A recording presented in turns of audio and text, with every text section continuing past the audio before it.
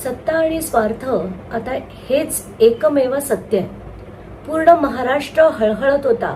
अगदी माझ्यासारखी व्यक्ती जी अजित पवारांविरुद्ध अगदी टोकाचं लढली, 15 वर्ष मी लढा दिला, तरी ज्या पद्धतीने त्यांचा अपघात झाला, अतिशय अस्वस्थ वाटत होतं. कुठेतरी काहीतरी चुकल्यासारखं वाटत होतं.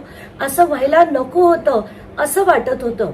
पूर्ण महाराष्ट्रातली जनता हळहळत होती. आणि अशातच अगदी 3च दिवसात म्हणजे काल अस्थि विसर्जन झालं आणि रात्रीच्या रात्रीत तिकडनं सगळी मंडळी ही मुंबईकडे रवाना झाली. का तर आज उपमुख्यमंत्री पदाची शपथ घ्यायची म्हणून. तर कुठेतरी मला हे खटकलं आणि म्हणूनच मी ठरवलं की माझ्या भावना व्यक्त कराव्या.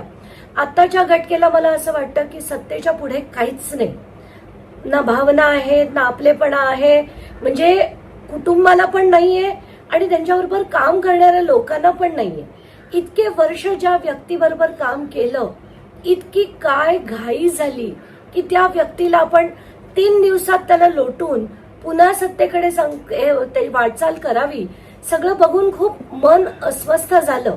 कुठेतरी असं वाटतं की सत्ता आलीच असती, उपमुख्यमंत्री जर सुनेत्रा पवार झाल्या असत्या, सगळ्यांनाच आनंद झाला असता की पहिली महिला एक उपमुख्यमंत्री झाली. पण इतकी घाई न करता थोडंसं थांबून जर केलं असतं तर हे जास्त बरं झालं असतं. पण आत्ताच्या घटकेला मला याच्या मागे फक्त भाजपचा सत्ता संघर्ष दिसतोय. त्यांना कुठच्याही परिस्थितीत राष्ट्रवादी पण संपवायची आहे आणि शिंदे गट पण संपवायचा आहे. आताच्या घटकेला राष्ट्रवादीत ही उभी फूट आपल्याला दिसली, कारण शरद पवारांचं स्टेटमेंट आलं की ही कल्पना मला पुसट सुद्धा नव्हती. आज शपथविधी होतोय हेही मला माहित नव्हतं. त्यामुळे विलिनीकरणाच्या चर्चा आहेत त्या थोड्या कुठेतरी बाजूला राहत आहेत. आत्ताच्या घटकेला भाजपनी केलेलं एक मोठं षडयंत्र आहे की सगळ्यांना फोडा. आत्ताच्या आत्ता सुनेत्रा पवारांना शपथ घ्यायला लावा. इतकंच नाही तर त्यांना राष्ट्रीय अध्यक्ष करा त्या पक्षाचं.